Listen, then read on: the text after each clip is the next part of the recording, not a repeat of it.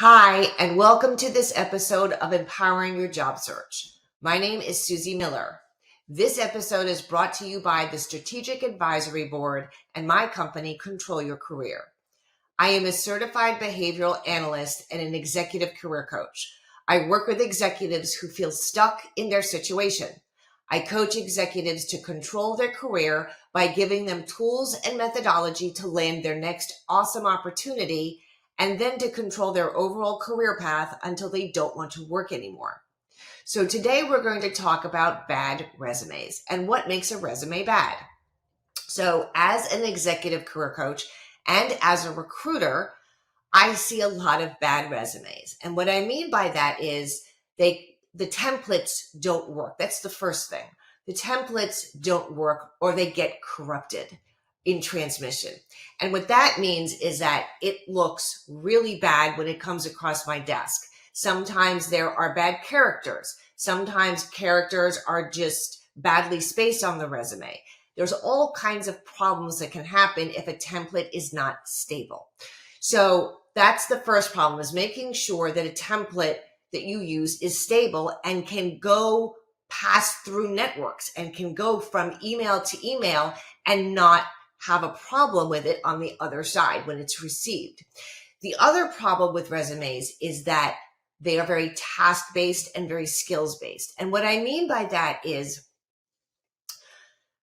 executives in a certain field are all going to have very similar skills. So if you're a director of marketing, chances are your skills are pretty similar to other directors of marketing. And so the problem with putting the skills only and the tasks only on a resume are that you're going to look like everybody else. There's nothing on the resume that makes you different than your colleagues, than your competition, if all you're putting is skills and all you're putting is tasks. What you want to do to differentiate yourself and make your resume look and read better is add information about your unique value add, your unique soft skills, your unique leadership expertise, and how that has benefited the companies that you've worked for. Now, this is a big differentiator because most people don't put this.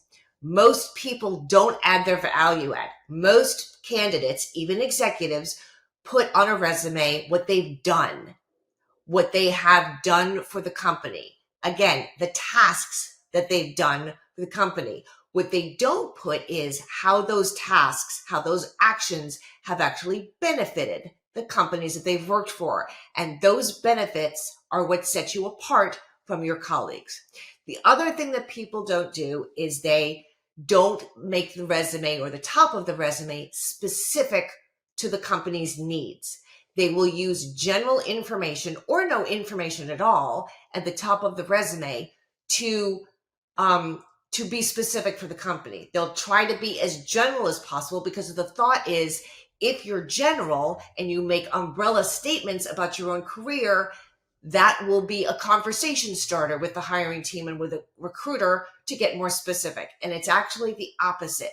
You want to be more detailed at the top of the resume. You want a title and a skills section and a summary that address the specific needs of the company. That is attractive. Being general is not attractive. It's confusing and vague. Being specific, adding details that address the needs of the company, that is very attractive and very engaging because then you look better than your competition. You look like you know how to address the specific needs of the company, your specific value add, your specific expertise, your specific skill set will address the company's needs according to what they need in the job posting. So general resume, not great. Specific resume is definitely specific. Focused resume is definitely more appropriate, gets better results. And you want to make sure that template is stable and can get across networks. Thank you for watching today's episode of Empowering Your Job Search. I hope this was helpful to you in your career.